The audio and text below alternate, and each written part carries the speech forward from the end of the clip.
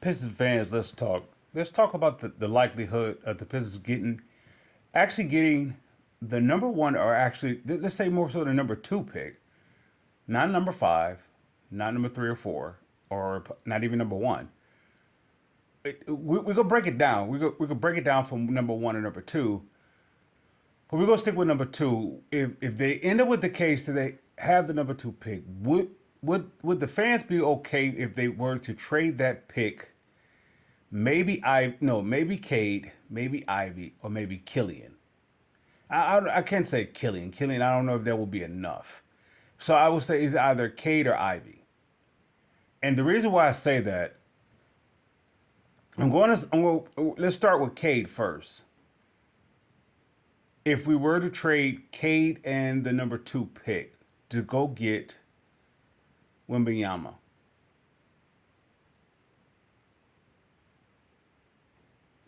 I would do it because I've seen the progression of Ivy's game, where he can set up the offense and the ball come back to him, but at the same time he has now he has played off of two bigs. No, actually several bigs, but he have definitely played off two bigs, and he still was able. You saw from the All Star break on down that how his game has evolved of being a facilitator. So I seen it. The only thing about it that what makes it tough to make that call, Cade hasn't having the opportunity to do so with this type of front court. It's interesting though, because any which way it go, how you slice this team going forward, it's still another wait and see approach. Okay, this team, what this current roster haven't seen the likes of Cade playing with it, so that's another wait and see. Ivy haven't played with Cade with this current roster, that's another wait and see. Okay, if you get the number one overall pick, that is going to be another additional wait and see. And then if you get number two, three, or all the way down to five, there's going to be another way of wait and see. And then on top of all of that, your head coach. This is weird because it's almost as though the head coach should be there first. But how do you? Only way that I say that the head coach is solidified when you interview your candidates. You have the candidates have to give the scenario if they end up with the one, two, three through five draft picks. Okay, so you're talking about the prospects. You have five different possibilities of five different. Okay, I think it comes down to four players, maybe five if you end up with the fifth. But if I get the fifth, I'm looking to try to trade that to move up to get possibly at least at one through three. I was saying one through three. I would say two through four. Because the likelihood of you get number one, you're gonna have to trade Cade, whatever pick that you have, as well as something else, and there's something else in the future to get that number one. So uh, I don't know if the fans will be willing to do that. Would you be willing to, if you end up with let's say the third overall, you could end up with is it Jarace or Jarris Walker? You could end up with him. Um, you could end up with, of course, uh, Miller. Um, you could end up with Amon. Um, so you could end up with and it, there is no other better way to say this. The Pistons act. So I guess when Troy Weaver said that the Pistons would come out with a good player regardless where they pick it from, they actually will, because there is a scenario for every prospect one through five for this Pistons team. Of course, we could say it's a no-brainer if they were to get Victor, but that's actually not true. There's so much you still have to consider. Now, if you get Victor, of course, you say you get the talent and you let it sort itself out, but now you have to see how does that work because Ivy had the chance to play with Bagley, Stewart, Wiseman, and as well as Duran. He had that luxury. Maybe not, for a full healthy season on account of his bigs, but he had that experience. Cade never had that. So if you throw in the mix a Victor with that's interesting how that works out. So you're talking about a coach that's interviewing, let's say a potential head coaching candidate that's viewing for this team. He has to give you a scenario. I see if it was like, okay, he was already here, and he had somewhat of something that has been established with the roster, but there's nothing here. So there's a scenario that there's a legit scenario between 1 through 5, because it 1 through 5. Okay, you have Victor. I'm not putting anybody in order. I'm just going by names. Victor, Scoot, Miller, Walker, Thompson's, right? Is that, see, Victor, Walker, 1, 2,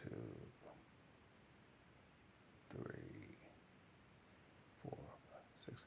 So you have 6 players, and of course, the Pistons won't be able to draft no later than 5th. So you got 6 players with, in other words, 6 possibilities. You have 6, outcomes that you can actually do, that you can actually make a case for this line. Of course, as the fan, you want the top 2, possibly top 3, pick of the draft. You want number 1. Of course, that's like, that's the idea. Yet they have a case for 5 different outcomes based upon this roster, not based upon the talent, based upon this roster. So when we look at a mock draft, or when we put together a mock draft, we're thinking about, okay, let's go with the prospect with that showed in college, but the average fan don't take into account. Okay, look what you have going in this team. Okay, with they don't really have they do have a point guard esque. I want to say a true point guard esque. I just don't believe that point guard esque knows that they are point guard esque. I think the heads are still in the la la land that, okay, it's almost like the Darko effect. You have this talent and you can actually seize it, but your head is like in grade school somewhere. And now you're among men. It's a different deal.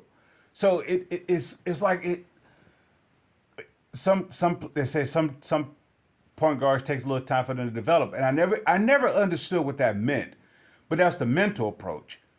They get past the lights, okay, that I'm in the NBA. I get past the lights that I'm drafted. I get past the light that, okay, I get all this attention, and they still haven't reached a point where they have accepted responsibility that, okay, I'm a leader of a team, or I'm in the position of a team, or I'm in a position to be a leader of a team.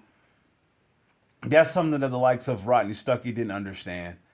That's something the likes that Brandon Jennings or different of these, they didn't understand what, let's say the likes of even Isaiah Thomas, I say, early on, he probably didn't understand until, like he stated, that he went into, the Lakers locker room and the Celtics locker room and he studied. I don't know about any other locker rooms that he went into, but those are 2 historical, franchises that, okay, apparently they must have been okay with it in comparison to any other locker room. I hear nothing about him going to any other locker room but those 2, and he was there learning. He was just learning. So he went past the point of him being how he was in Indiana to him evolving into this leader of a franchise. But he had to study to do that. I didn't see Killian. I don't know if Killian has that in him, which is what goes to the point where the lack of the maturity, what it takes to be this leader. What does it take to be that leader of a franchise that you have to really put in this I don't want to say this unwritten rule or this unwritten time of effort. With that said, this team is in a weird situation because any prospect that they get in this draft, a top five, can actually make this team better. It okay if you go with the Thompson brothers, they can make this team better. If you go with Walker, he can make this team better. If you go with Miller, he can make this team better. Go with Henderson, he can make this team better. And you go with Victor. They all can make this team better because they all offer something that this team doesn't have. Okay, if you get Victor, you have now the flexibility to move a couple bigs, right? You have that flexibility. You can move on from a couple bigs. All right, if you get Scoot, you have the flexibility to move from one of the point guards. I mean, one of the guards, or if not, a couple guards. You have that flexibility. If you get, let's say, Miller, now you can go into free agency in a different direction, right?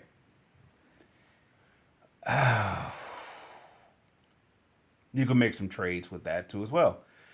If you go with, let's say, go with Walker. If you were to go with Walker, you can actually, I want to say, you can solidify your bench. All right. If you go, and actually, now I want to say solidify your bench. Forgive me.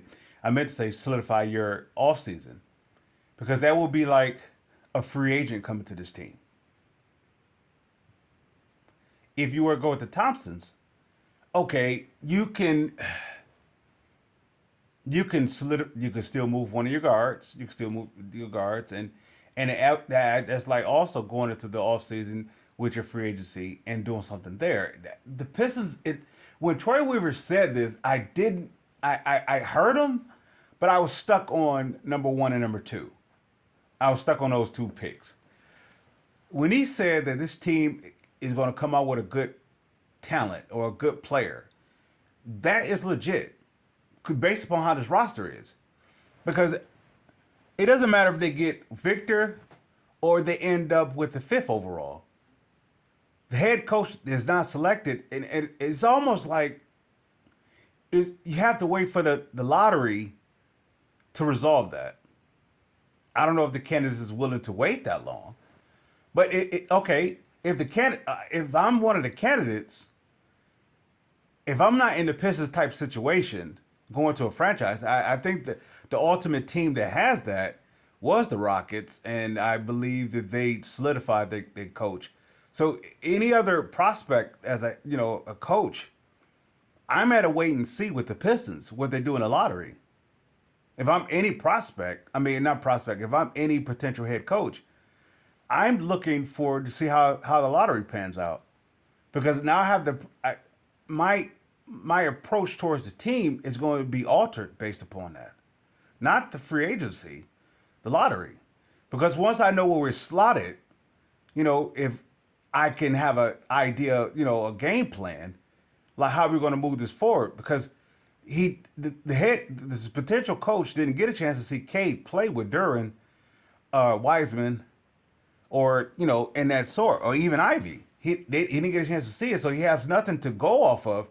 He could picture a vision or a scenario where he's drafting this guy to play with this. I can see, okay, this is this, but then it's nothing to go off on. Ivy and Cade only played for a second.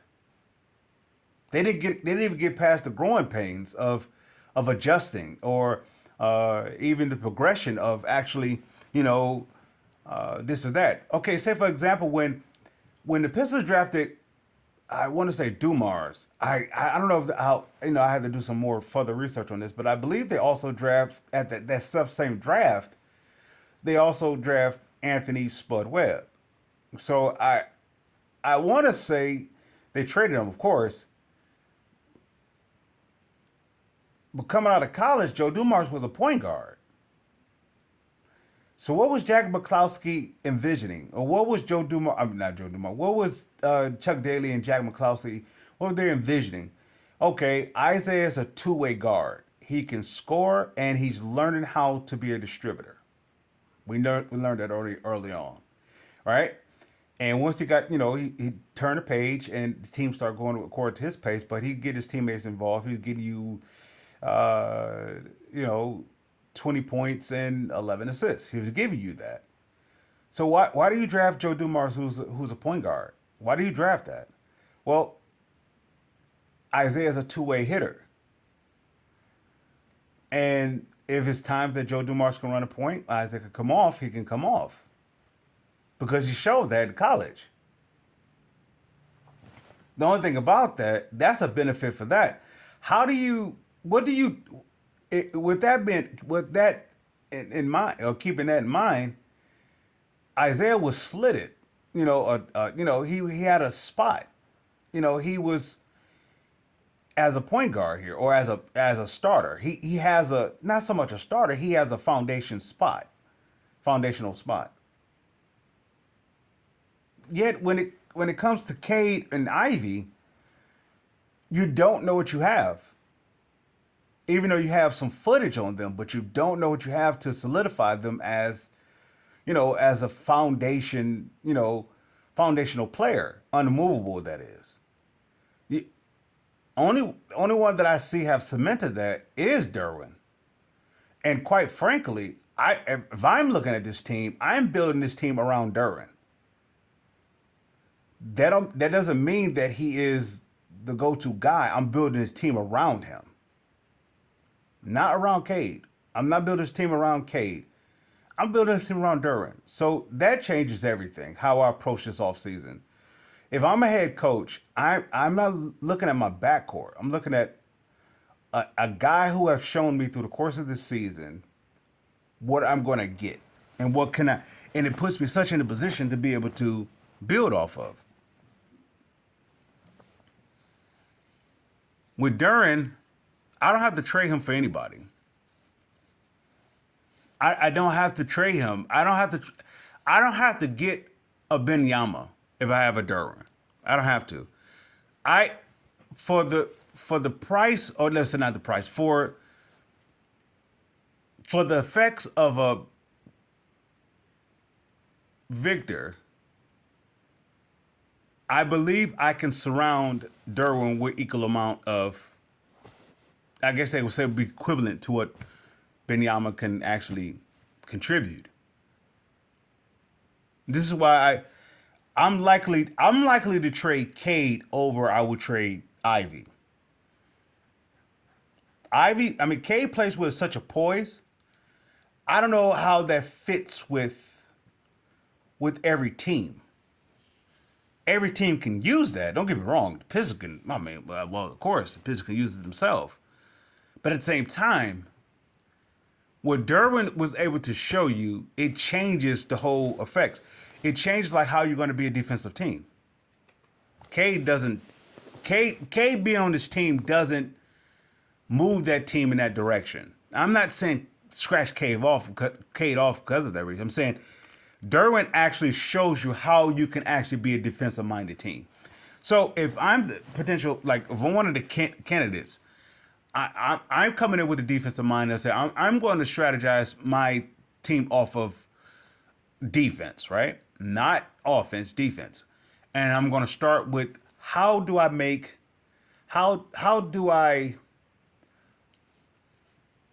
benefit off of Derwin's ability. I'll build around him. It will be the equivalent of building around Ben Wallace. I couldn't do that with Stewart. I couldn't build around him because his game wasn't threatening. He wanted to be threatening, but it wasn't threatening. Duran's game is threatening. This is why I would say I can live with them not getting Benyama. I can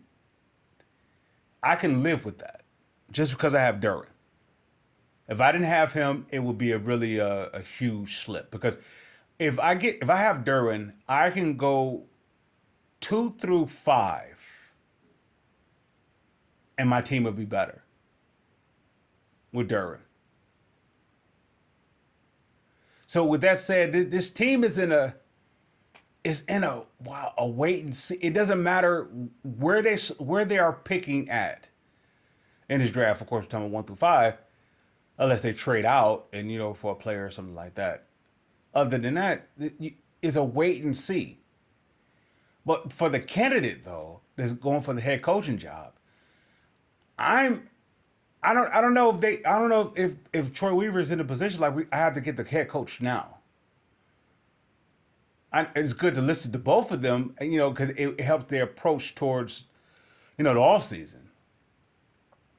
That's why the second interview was really whatever. Even if it comes down to a third interview, it's all about the pitching based upon what you have, and you have to you have to include a scenario if you end up with 1 through 5 prospects.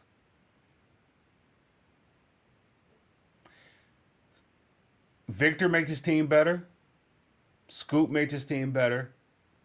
Miller makes his team better. Walker makes his team better. The Thompson twins makes his team better. Thompson brothers, forgive me. They make this team better.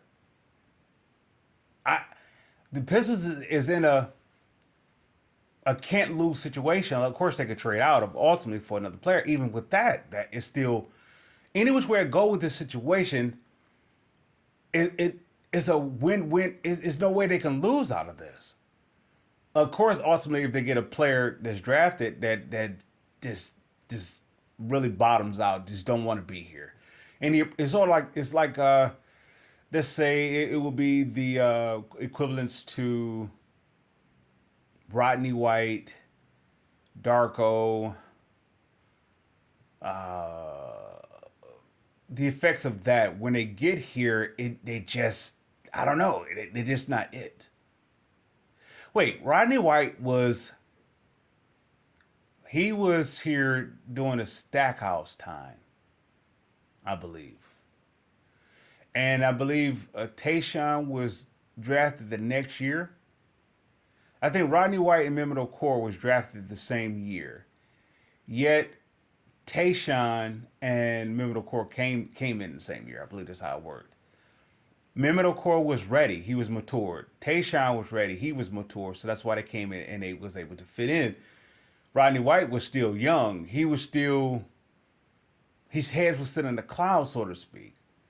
And I want to say that's how I look at Cade. Cade's head is like, I'm a star, versus where I look at Duran and Ivy, they don't look at themselves as a star. I believe they look at themselves as like Hall of Famers. So it's like they have that I'm going to go get it approach. I can build off of that.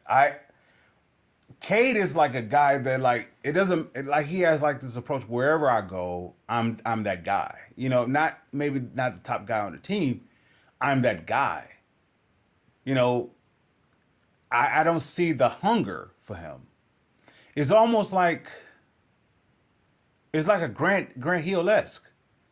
Oh, better yet, here's a better one. It's almost like a Tracy McGrady-esque or a Paul Pierce-esque. I'm not talking about how their games are similar.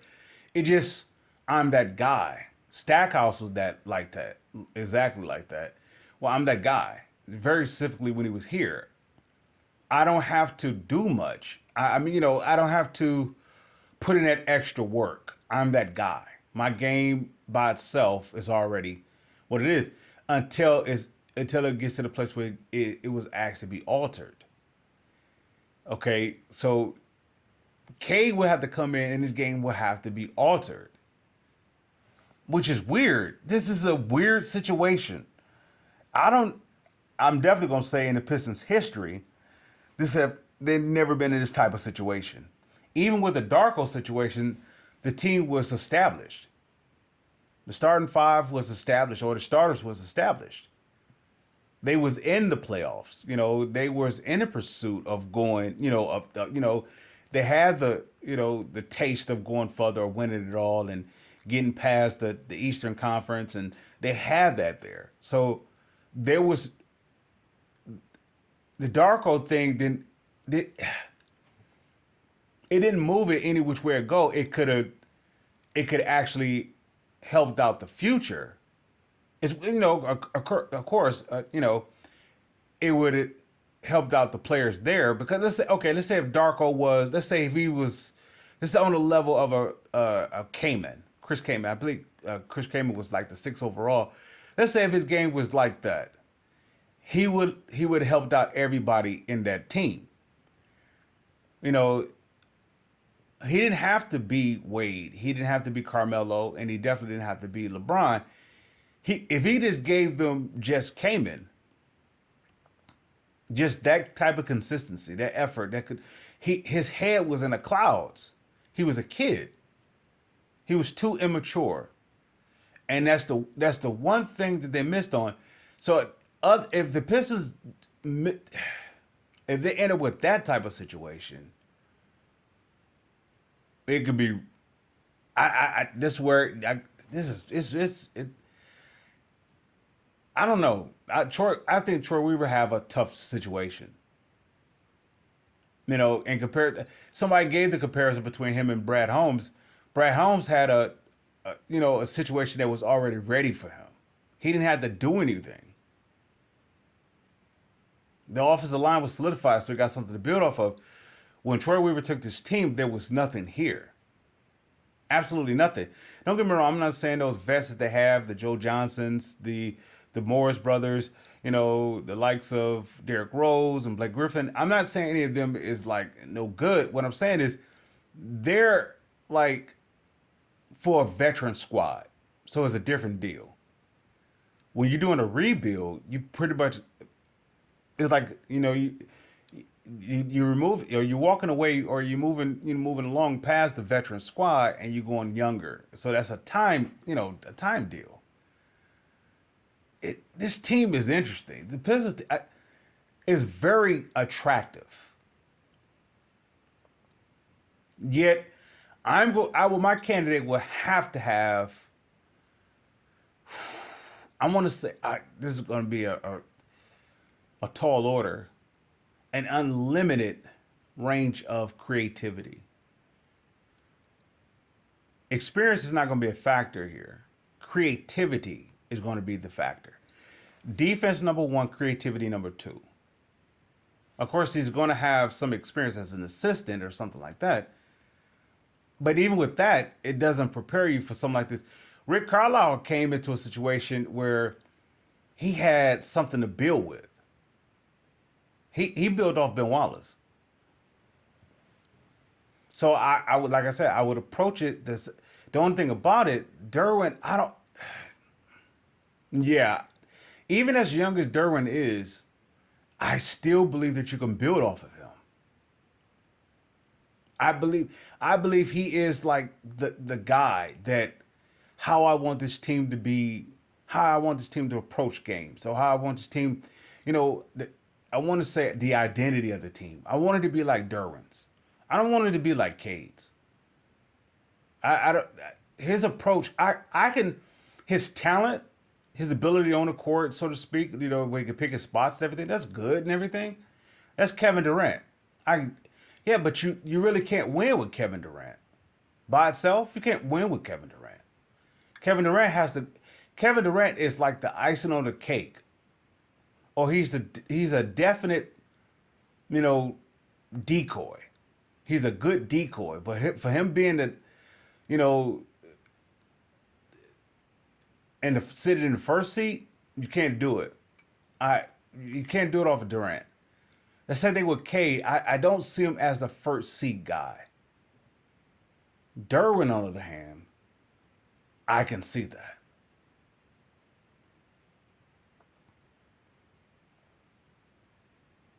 I can see that. Ivy, that's interesting too, because I could see him want to be the. I could see him putting in the work to be the front seat guy, such as like Isaiah Thomas did. Don't get me wrong, Isaiah was drafted to be that, but Isaiah put the work in to be that guy. He just didn't settle for them giving the keys to be that guy. He put in the work to be the front seat guy.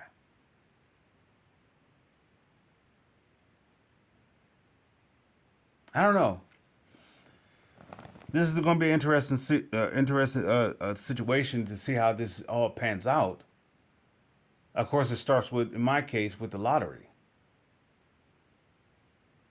because there's too many different scenarios how to approach this. Which comes first, the lottery or free agency? I want to say the lottery comes first, then free agency, then the draft.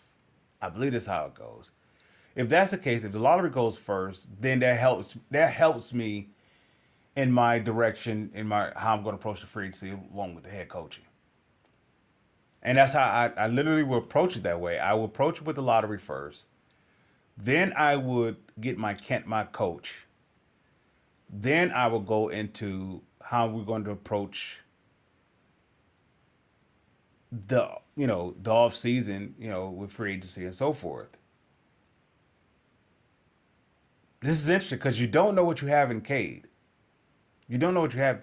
You don't even know what you have with Cade, Ivy, and Derwin and Wiseman. You don't know what you have with that. Because I look at it this way, the the Benyama situation can actually have me to move from Bagley and Stewart. Even though I can definitely see myself keeping them, whatever.